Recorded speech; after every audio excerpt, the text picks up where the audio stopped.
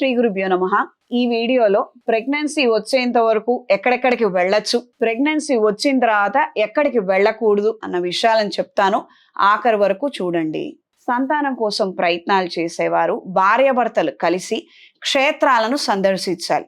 మీ దగ్గరలో ఉన్నటువంటి ఏ క్షేత్రమైనా కావచ్చు, శివాలయం కావచ్చు, అమ్మవారి దేవాలయాలు కావచ్చు, ఎక్కడికైనా కానీ పెద్ద పెద్ద క్షేత్రాలకు వెళ్ళి సాధ్యమైనంత వరకు భార్యాభర్తలు ఇద్దరు కలిసే వెళ్ళండి. లేదు ఏదైనా కారణాలు ఉంటే గనక విడివిడిగా వెళ్ళినప్పటికీ కూడాను అక్కడ తీర్థ ప్రసాదాలు స్వీకరించండి.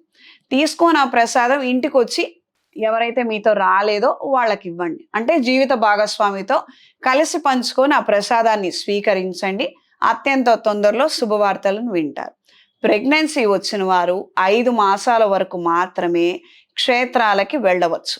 అది కూడా మీ డాక్టర్ గారు వెళ్ళొచ్చు, ఇబ్బంది ఏమీ లేదు అని అంటేనే, అది కూడా అత్యవసరం అయితేనే ఏదైనా క్షేత్రానికి వెళ్ళండి.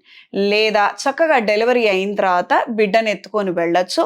క్లియర్గా మాత్రము 6th మంత్ పడ్డ తర్వాత ఖచ్చితంగా పెద్ద పెద్ద ప్రయాణాలు క్షేత్రాలకు వెళ్ళటము మాత్రం చేయకూడదు.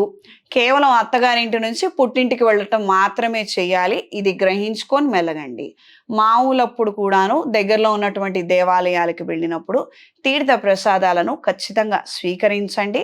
మీ జీవిత భాగస్వామి రాకపోతే వాళ్ళకు కూడా కాస్తంత ప్రసాదం తీసుకొని వెళ్ళి వాళ్ళకిచ్చి తినిపించండి. దీని వలన ఇద్దరికీ మంచి ఫలితాలు సంప్రాప్తిస్తాయి. సర్వే జనా సుఖినో భవంతు.